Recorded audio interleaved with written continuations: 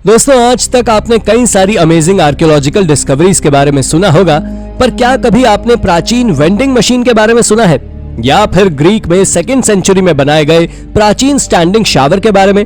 अगर नहीं तो बने रहिए हमारे साथ इस वीडियो के एंड तक, क्योंकि इसमें हम आपको ऐसी ही कुछ आर्कियोलॉजिकल खोज के बारे में बताने वाले हैं जिनके बारे में वैज्ञानिक भी कुछ नहीं बोल पाते। तो चलिए शुरू करते हैं इस मजेदार वीडियो को। नंबर 10। दोस्तों, अगर आज के समय में कोई मशीन सबसे ज्यादा उपयोगी है तो वो है वेंडिंग मशीन। लेकिन अगर मैं आपसे कहूं कि वेंडिंग मशीन मॉडर्न टेक्नोलॉजी का नहीं बल्कि प्राचीन टेक्नोलॉजी का हिस्सा है, तो क्या आप मेरी बात पर विश्वास करेंगे? अगर नहीं तो आपको बता दें कि वेंडिंग मशीन क्राइस्ट के टाइम से उपयोग में ली जा रही है। प्राचीन समय में इस वेंडिंग मशीन का यूज स्नैक्स या सोडा वाटर के लिए नहीं बल्कि होली वाटर यानी पवित्र पानी के लिए किया जाता था, जिसे अलेक्जेंड्रिया के हेरोन के द्वारा डिजाइन किया गया था। दरअसल इस वेंडिंग मशीन को बनाने के पीछे का कारण टेंपल प्रीस्ट यानी पुजारी की शिकायत थी। उनका कहना था कि टेंपल के अंदर आने वाले लोग कम पैसे में ज्यादा से ज्यादा होली वाटर लेते थे, जिसके चलते इसे बनाया गया था। नंबर 9। जिस तरह हेरोन्स ने दुनिया की पहली वेंडिंग मशीन बनाई थी, उसी तरह ग्रीक के महान मैथमेटिशियन ने भी दुनिया के पहले ऑटोमेटिकली ओपनेबल डोर्स बनाए थे। उन्होंने इन डोर्स को पहली सेंचुरी में बनाया था, जो कि एक साधारण सरप्राइजिंगली सिंपल मैकेनिज्म में काम करती थी, और इस मैकेनिज्म में पुलिस का इस्तेमाल मुख्य रूप से होता था। इस ऑटोमेटिक गेट में एक बॉल, रोप और एक हीटिंग सिस्टम को भी लगाया गया था। इसकी रोप जाकर सीधा दरवाजे से जुड़ती थी, और ये किस तरह काम करती थी ये आप स्वयं ही अपनी स्क्रीन पर देख सकते हैं, पर इसका उपयोग उस समय ज्यादा नहीं किया गया था। नंबर 8।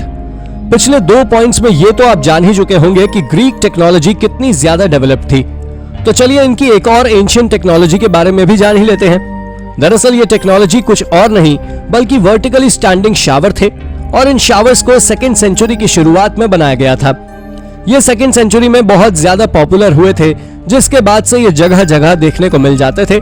पर इसके कुछ सदियों बाद धीरे धीरे ये टेक्नोलॉजी डिसअपीयर यानी कि गायब हो गई, क्योंकि 4th सेंचुरी के बाद से इसे वर्टिकली स्टैंडिंग शावर के एविडेंस कभी नहीं मिले।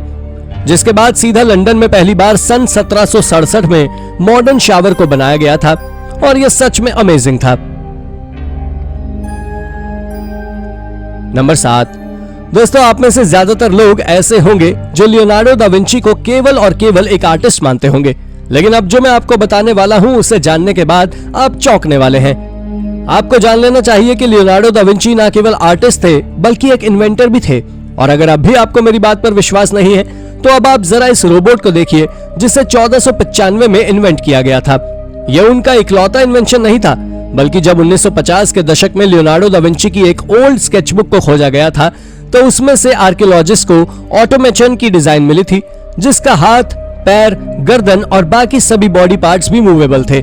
इसके बारे में बहुत सारे एक्सपर्ट्स का मानना है कि लियोनार्डो दा विंची ने 15th सेंचुरी के अंत में कोर्ट ऑफ मिलान में इसे रिप्रेजेंट भी किया था। पर ऐसा क्या हुआ कि ये बात सबसे छिपानी पड़ गई, और ये बात आज तक कोई नहीं जान सका है। नंबर 6। दोस्तों, हमारी अगली डिस्कवरी कुछ इस तरह की है कि ये देखने में आपको एक वेपन की तरह नजर आएगी, पर एक्सपर्ट्स के अकॉर्डिंग ये एक केस है। दरअसल ये एक क्लॉज का जोड़ा है, जिसे मोची सोसाइटी के हाई रैंकिंग मेंबर की एक कब्र से पेरू के हुआका डी ला लूना में साल 2014 में खोजा गया था। शुरुआत में तो सभी को यह आर्टिफैक्ट देखने में साधारण लगा, लेकिन जब आर्कियोलॉजिस्ट ने इसकी कार्बन डेटिंग की तो उन्हें पता लगा कि ये आज से करीब 1500 साल से भी ज्यादा पुराने हैं। आपको इन्हें देखने के बाद यह अंदाजा तो जरूर लग गया होगा कि यह बैटलफील्ड में उपयोग के लायक तो नहीं था, पर आखिर इसे किस पर्पस के लिए इस्तेमाल किया जाता था, यह बात आज भी एक रहस्य ही है। नंबर 5। ये तो आप सभी जानते ही होंगे कि बाइबल में ऐसी बहुत सी चीजों का जिक्र मिलता है जिसे मिथ के रूप में देखा जाता है, और उन्हीं में से एक है सिलोम पूल। आपको बता दें कि जॉन के अनुसार इस सेक्रेट पूल का इस्तेमाल प्राचीन समय में अंधे आदमी को ठीक करने के लिए किया जाता था, पर आज से कुछ सालों पहले तक इस पूल की लोकेशन पूरी तरह अनजान थी।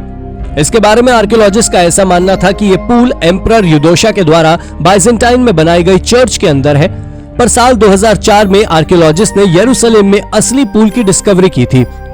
दोस्तों, सबसे आश्चर्य की बात तो यह है कि इसे एक एक्सीडेंट के चलते खोजा गया था।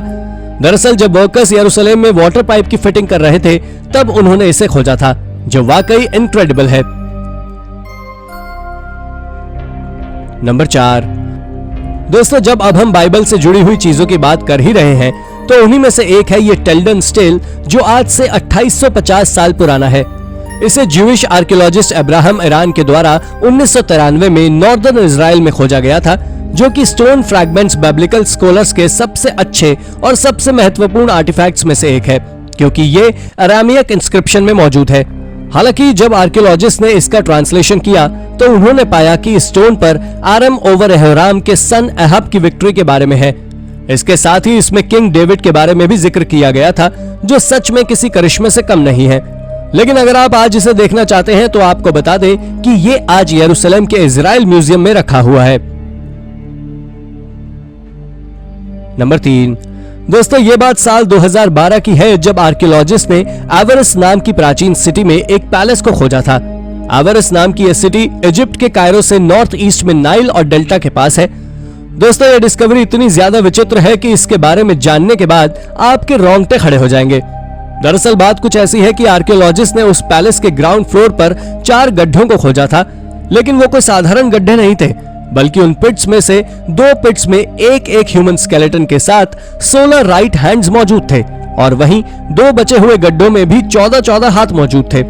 इनमें से 2 गड्ढों को उस पैलेस के थ्रोन रूम यानी राज्यसभा वाले रूम में खोजा गया था, और 2 गड्ढों को वहीं पास के दूसरे कमरे में देखा गया था। आपको जानकारी दे दें कि इन खोजे गए हाथों में से कुछ का आकार नॉर्मल हाथ से काफी ज्यादा बड़ा था, तो वहीं कुछ हाथों का आकार इतना ज्यादा बड़ा भी था कि वो देखने में किसी जायंट की हाथ की तरह नजर आ रहे थे। जब आर्कियोलॉजिस्ट ने वहां से खोजे गए इन हाथों की कार्बन डेटिंग की तो पाया कि ये हाथ आज से 3600 साल पुराने हैं। उस समय पर इस जगह पर हाइक्सस पीपल का राज हुआ करता था, जो इजिप्ट के नॉर्दर्न कनान पर कब्जा करे हुए थे। एक्सपर्ट्स का मानना तो ये भी है कि ये जो पैलेस उन्होंने खोजा है ये भी एक हिक्सॉस रूलर किंग कायान का ही है। इसके साथ ही आर्कियोलॉजिस्ट ने वहां से एक कार्विंग को भी खोजा था, जिसमें यह दिखाया गया था कि एक सैनिक दुश्मनों के हाथों को काटकर सोने के बदले उसे बेच रहा है। ये इमेज उन हैंड्स के काटे जाने के 400 साल बाद की है, पर वो ऐसा क्यों करते थे, ये बात वाकई रहस्यमयी है। नंबर 2। आज आर्कियोलॉजिस्ट खोज करने में बिल्कुल पीक पर हैं, और कुछ ही महीने पहले उन्होंने कुछ ऐसे स्केलेटन्स को खोजा है जो आज से 2600 साल पहले के हैं, जिनके हाथों को बांधकर उन्हें दफन किया गया था। आपको बता दें कि इसके बारे में आर्कियोलॉजिस्ट का मानना है कि उन स्केलेटन्स को जिंदा दफन किया गया था, जो कि एक सजा होगी। इन स्केलेटन्स को जिंदा दफन करने की बात का खुलासा तब हुआ जब आर्कियोलॉजिस्ट ने इनमें से कुछ स्केलेटन्स के मुंह को खुला पाया। पर अगर वहीं हिस्टोरियंस की बात सुने तो उनका कहना है कि इन्हें किसी रिचुअल के तहत जिंदा दफन किया गया होगा और इनकी बलि दी गई होगी। वहीं दूसरी ओर साधारण इंसान का मानना है कि यह प्राचीन समय में इंसानों के दफन करने का कोई नया तरीका होगा। हालांकि अब सवाल आता है कि आखिर इनमें से कौन सी बात सच है, तो ये तो आज तक एक मिस्ट्री ही है। नंबर 1। ये खोज साल 2015 की है, जब आर्कियोलॉजिस्ट ने रेनी फ्रांस में एक प्राचीन कॉन्वेंट के नीचे से 5 हार्ट शेप पेंडेंट के सेट को खोजा था। रिसर्च के अकॉर्डिंग ये करीब पिछले 400 सालों से वहां पर दफन थे, और ये हार्ट कोई साधारण आर्टिफैक्ट्स नहीं है, बल्कि आपको जानकर आश्चर्य होगा कि इन हार्ट्स पर आर्टरी, चेम्बर्स और वाल्व्स मौजूद थे। इसके साथ ही इनमें से कुछ पर हार्ट की बीमारी के बारे में भी कुछ निशान मिले थे, और ये आर्टिफैक्ट्स आज किसी खजाने से कम नहीं है। तो दोस्तों, ये थी हमारी आज की इंटरेस्टिंग वीडियो। आपको हमारी ये वीडियो कैसी लगी हमें कमेंट करके जरूर बताएं, और हाँ, जाते जाते इसे लाइक और चैनल को सब्सक्राइब भी जरूर कर दीजिएगा। धन्यवाद।